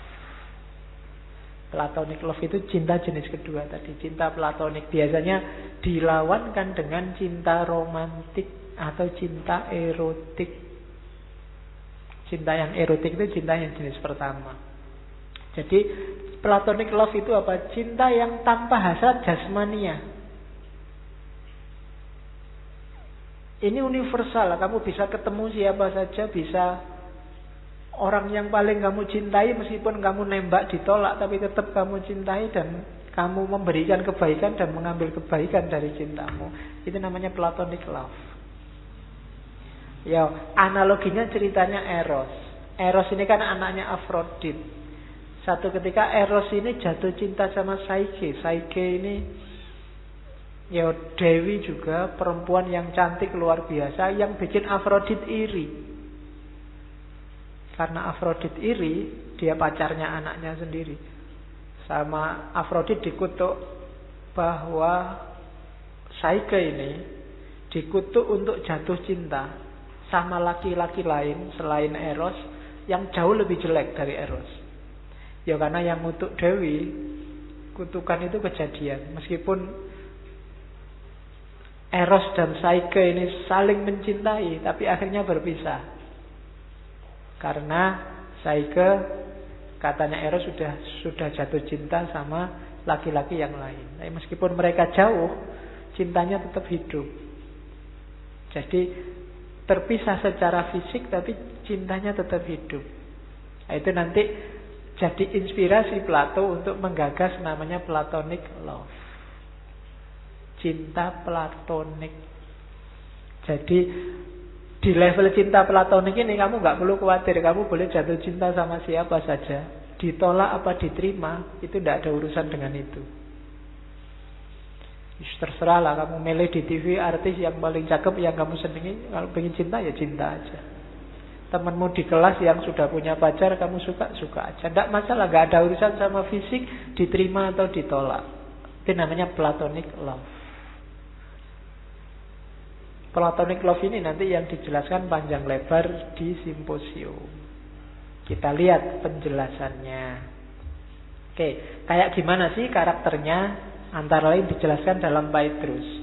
Platonic love itu cinta tanpa keterikatan emosional.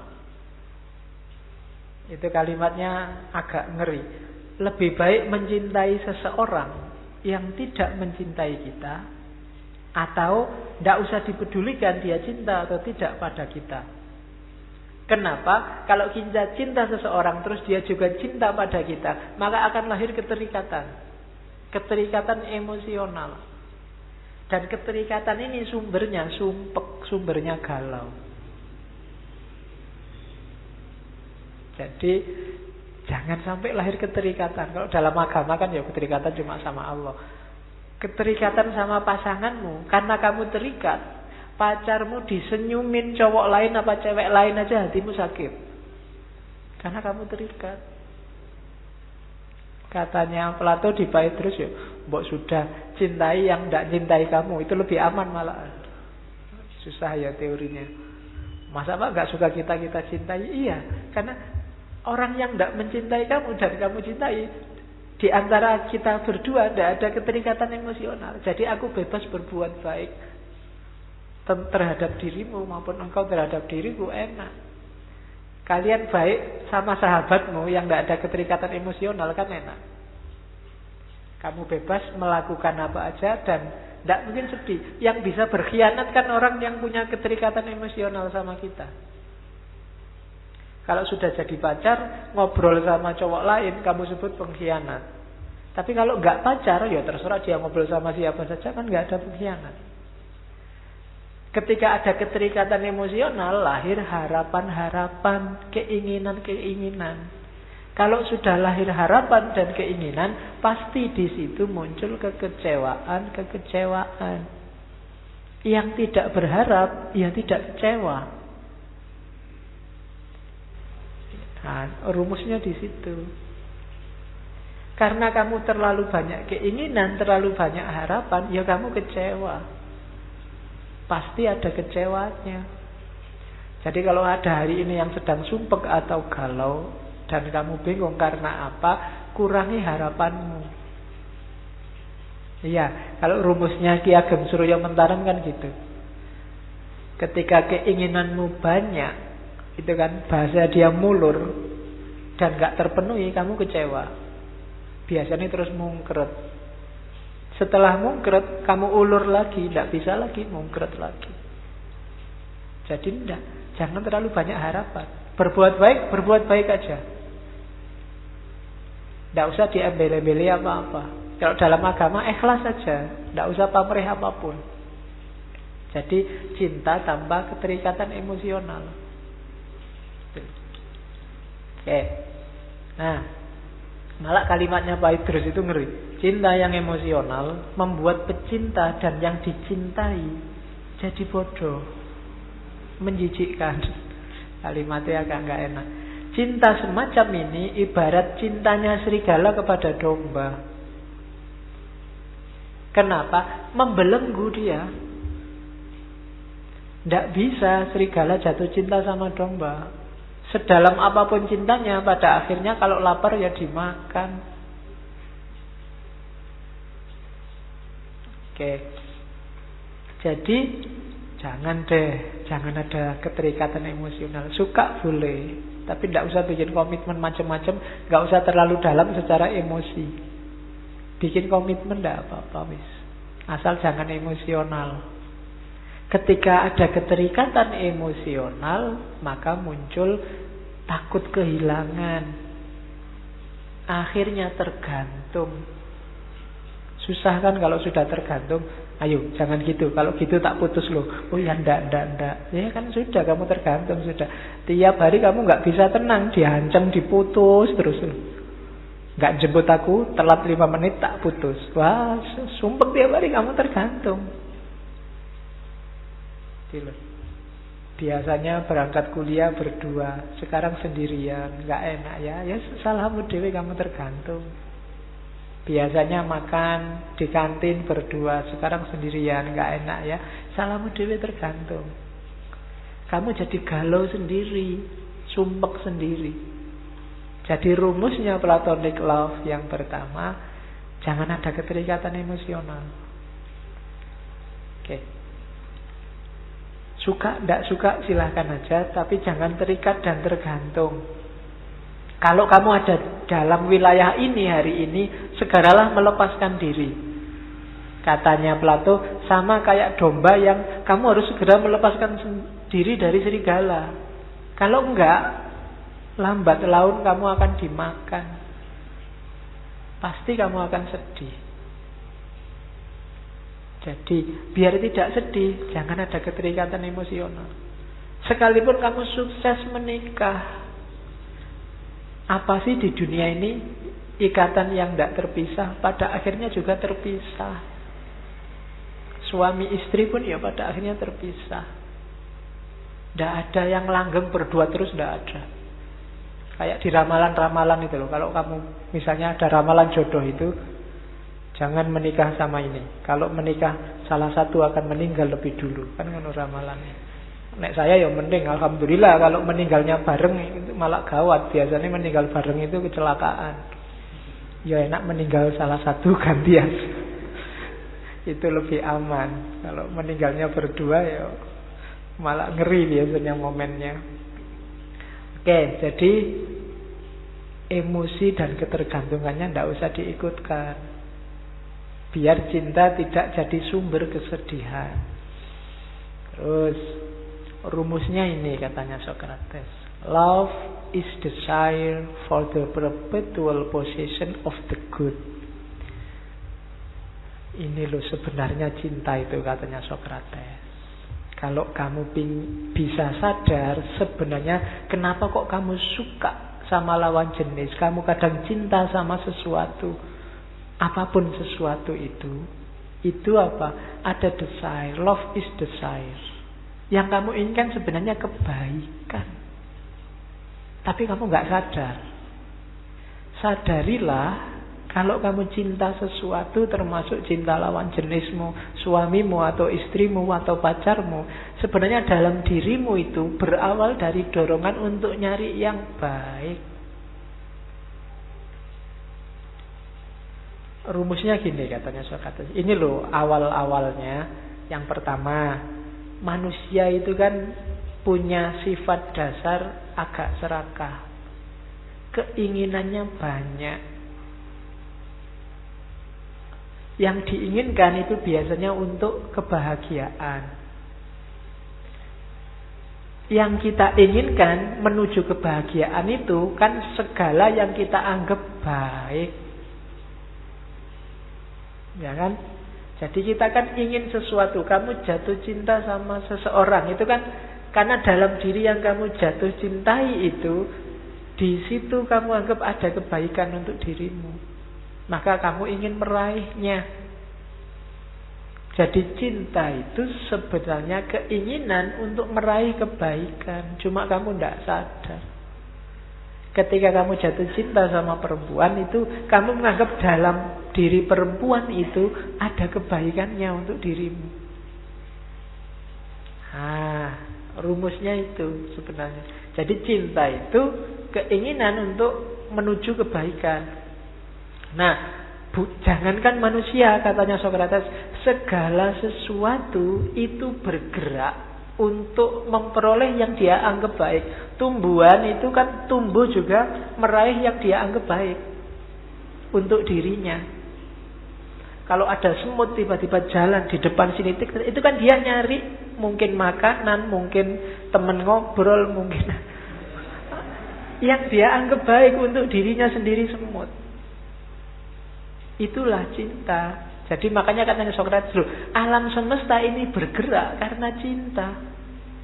Apa? Keinginan untuk sesuatu yang dianggap baik. Gitu. Apapun yang kamu cintai, itu kan dalam diri yang dicintai itu ada kebaikannya yang kamu inginkan berbuah. Bahkan bukan manusia saja, alam semesta juga begitu. Ketika sebatang pohon tumbuh, dia kan juga tumbuh sesuai kebaikan-kebaikan yang ada dalam dirinya, yang ingin diwujudkan. Nah, jadi hakikatnya itu. Nah, karena hakikatnya itu kebaikan, maka banyak orang yang tidak sadar. Dan dia berhenti di kebaikan-kebaikan sementara. Kebaikan sementara ya kayak tadi, cinta perempuan hanya pada jasmaninya saja, cinta sesuatu hanya di level emosinya saja, dan seterusnya. Ini kebaikan sementara. Kalau orang ini sadar, ilmunya banyak, nanti dia akan sadar bahwa loh, ada yang lebih baik lagi, ada yang lebih baik lagi, ada yang lebih baik lagi, sampai puncaknya Sang Maha Baik, Sang Maha Indah. Nanti dijelaskan oleh Ghazali itu kan dalam Ihya itu, kalau kamu cinta yang cantik, yang indah, maka siapa lagi yang maha cantik? Kalau kamu cinta pada yang bisa membantumu, bisa memenuhi keinginanmu, kalau kamu sadar siapa sih di dunia ini yang paling mampu memenuhi keinginanmu, kalau bukan dia. Kalau kamu cinta pada, dan seterusnya, itu nanti di Ihya-nya Ghazali. Jadi cinta itu keinginan untuk menemukan kebaikan untuk hidupmu. Dan kalau kamu sadar kebaikan itu tidak cuma itu, harus kamu lampaui keterikatan fisik, keterikatan emosional tadi. Oke, ini saya sisipkan sebentar. Apa sih baik dan indah itu? Kalau di Plato, baik dan indah itu adalah sesuatu. Baik dan indah itu harmoni, keindahan itu harmoni. Harmoni itu apa? Harmoni sesuatu yang lahir dari hubungan yang pas. Harmonis itu namanya. Hubungan yang pas itu apa? Segalanya bermain pas sesuai proporsinya. Itu indah. Laptop itu ada di sini, di depanku. Mikrofonnya di sini, tehnya di sini. Ini kan kalau dalam bahasa itu harmoni, pas. Dia main sesuai perannya masing-masing. Kalau saya ngomong di sini, laptopnya di sana, terus mikrofonnya di belakang sana, lah sumpek aku kalau mau ngomong harus ke sana-sana. Tidak pas, tidak harmonis. Jadi, maka harmoni itu apa? Ketika variabel-variabel yang ada memainkan peranannya secara pas dan proporsional. Hakim ya jadilah hakim yang benar, yang gubernur jadilah gubernur yang benar, ulama ya jadilah ulama yang benar. Itu harmoni. Jadi harmoni itu bukan kok tenang, damai, nggak ada masalah, enggak. Harmoni itu ketika semua unsur main sesuai perannya masing-masing secara proporsional. Itu loh. Yang politisi ya jangan jadi ulama. Yang ulama ya jangan jadi pemain bola. Yang pemain bola ya jangan jadi gubernur. Yang artis ya jangan jadi, dan seterusnya. Mainkan sesuai porsinya masing-masing. Di situ lahir harmoni. Kalau harmoni lahir, di situlah ada keindahan.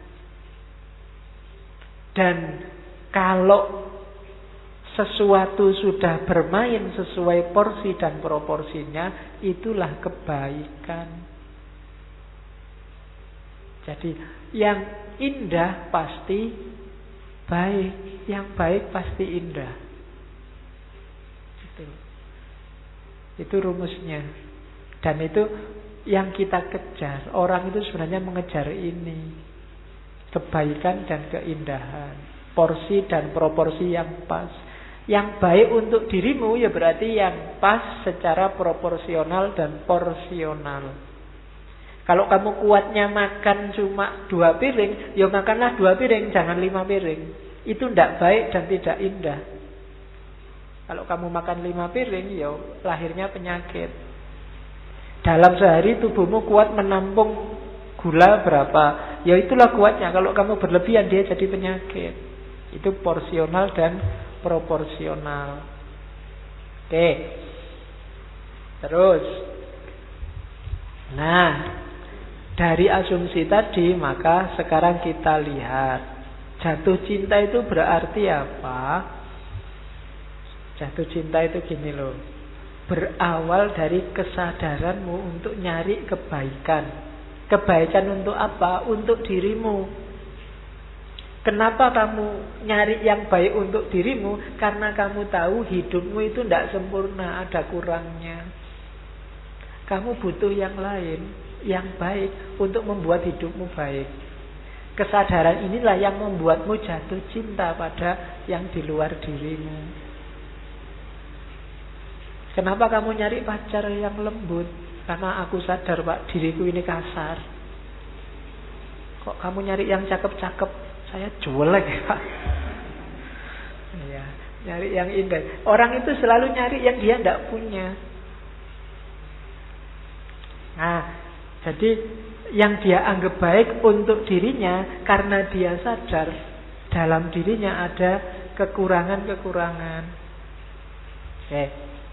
Nah, oleh karena itu apa? Hakikatnya orang jatuh cinta itu dia harusnya kalau dia jatuh cinta hidupnya semakin baik. Kenapa? Karena kekurangannya dilengkapi, disempurnakan oleh yang dicintai.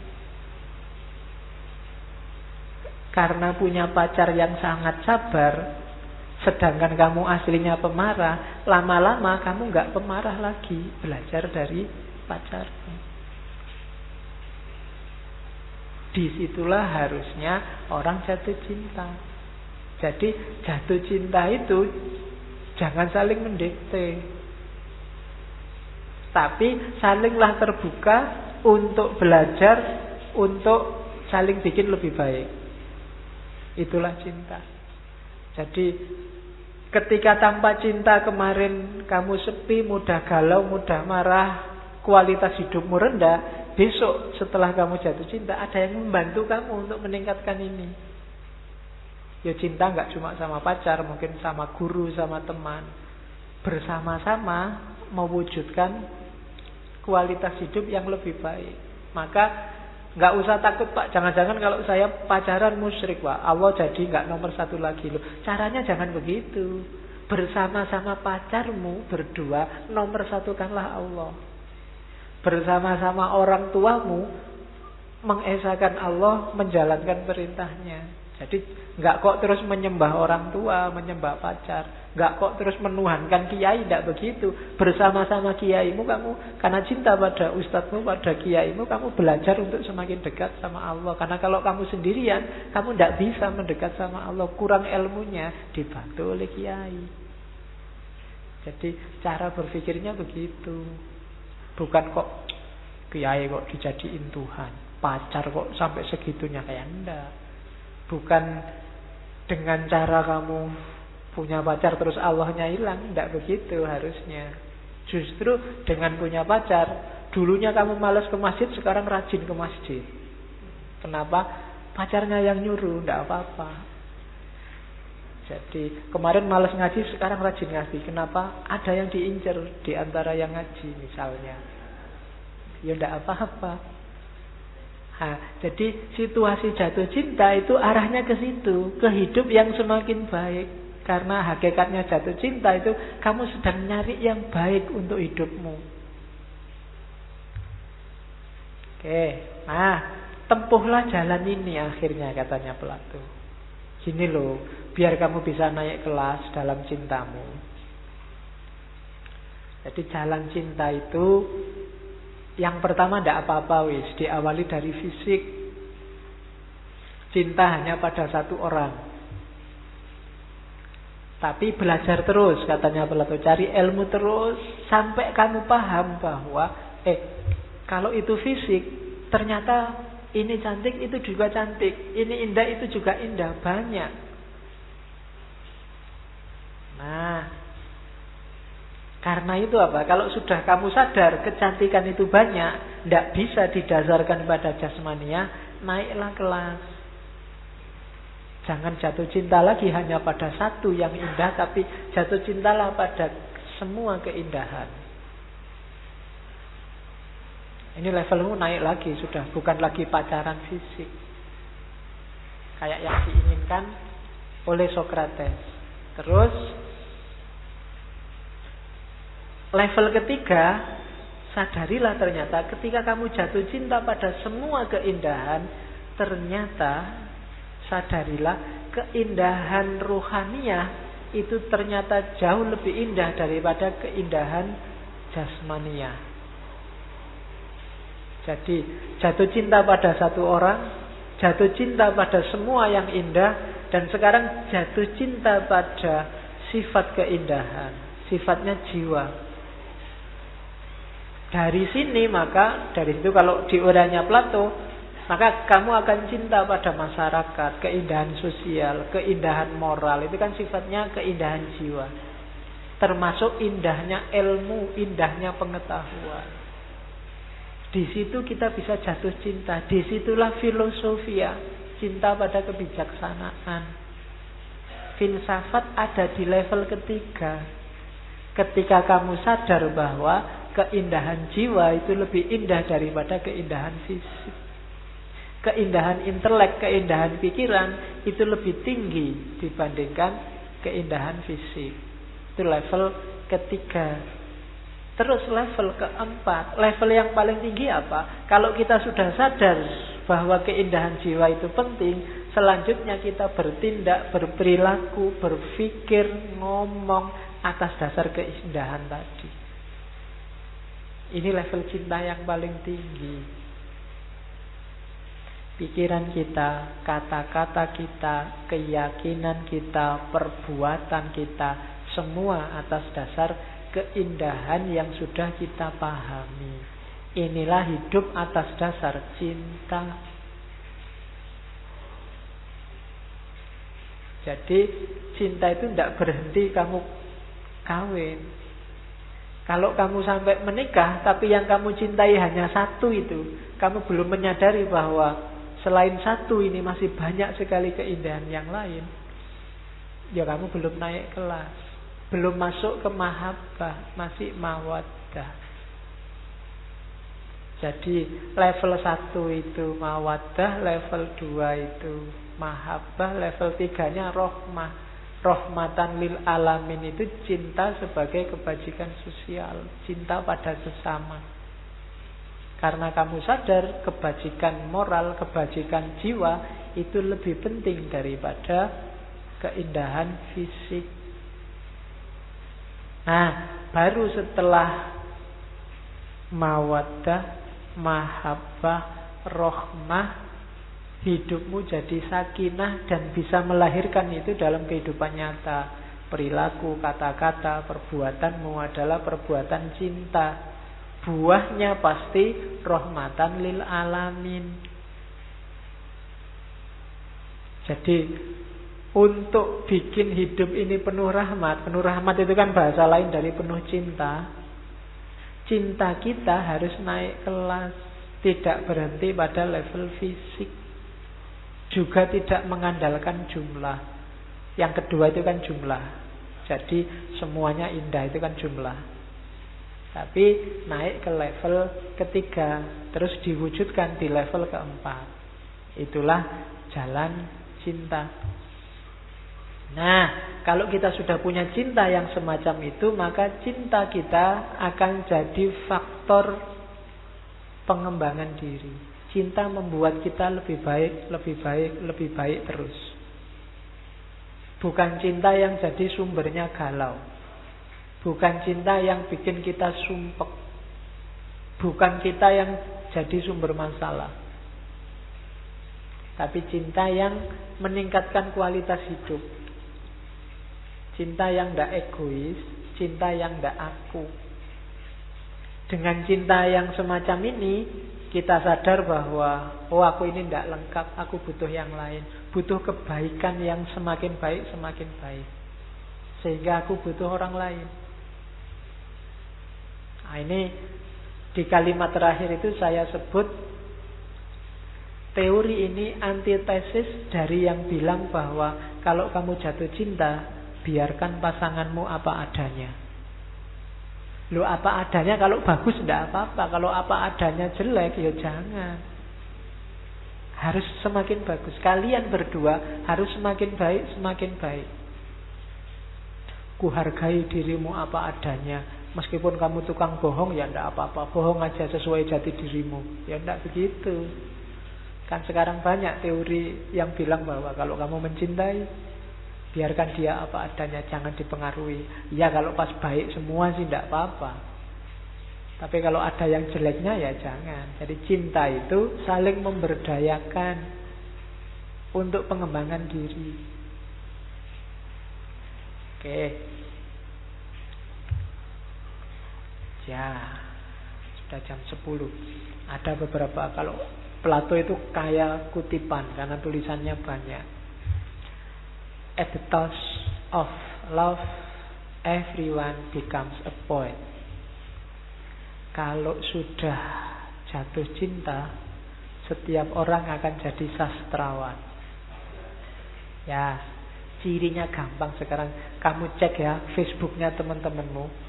Ketoke kok jomblo, kok tiba-tiba nulis puisi-puisi tiap hari. Jangan-jangan sedang ada yang diincar. Karena at the touch of love, everyone becomes a poet. Jadi sastrawan. Tapi tidak apa-apa lah. Paling tidak kan bisa melahirkan puisi meskipun ditolak. Oke. Terus, there are 3 classes of men.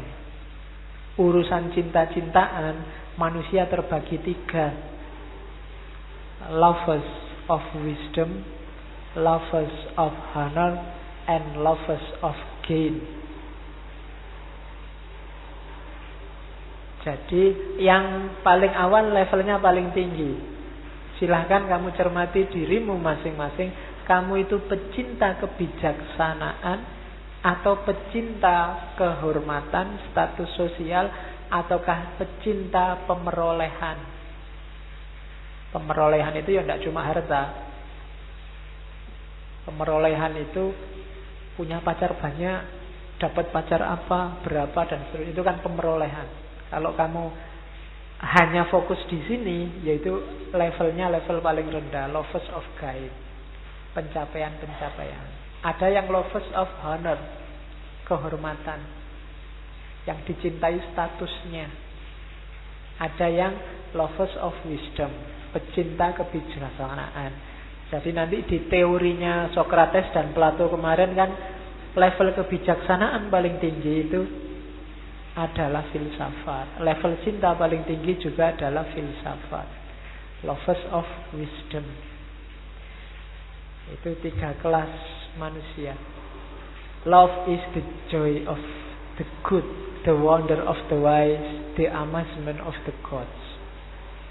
Cinta itu kegembiraan dalam kebaikan, the wonder, ketakjuban dalam kebijaksanaan, dan kebesaran dalam ketuhanan. Cintamu coraknya harus ini. Cinta yang gembira, cinta yang menakjubkan, cinta yang mengagumkan. Jangan cinta yang merusak dan menggalaukan. Oke. Ini tidak ada hubungannya sama cinta, cuma untuk nyindir hari ini aja. Wise men speak because they have something to say. Fools because they have to say something. Orang bijaksana itu mereka ngomong kalau merasa ada yang penting untuk diomongkan. Kalau enggak ya diem aja. Enggak usah posting-posting, enggak usah nyebar-nyebar, enggak usah share-share. Tapi orang bodoh itu mereka ngomong, mereka share karena merasa butuh untuk share, butuh untuk ngomong. Daripada grupnya sepi, tak share Wah itu fools. Tidak ada gunanya ngomong, mbok ya jangan ngomong. Tidak ada manfaatnya ngomong, mbok ya jangan ngomong. Itu katanya Plato. Fools because they have to see something. Sekarang banyak orang kayak gini. Jadi tidak jelas yang dia bagi apa itu loh. Dibagi. Sudah dibilangin, jangan nyebar hoak. Ya, hoaknya tetap disebar, cuma dikasih kalimat semoga ini bukan hoak. Ya. Oke, ya padha wae.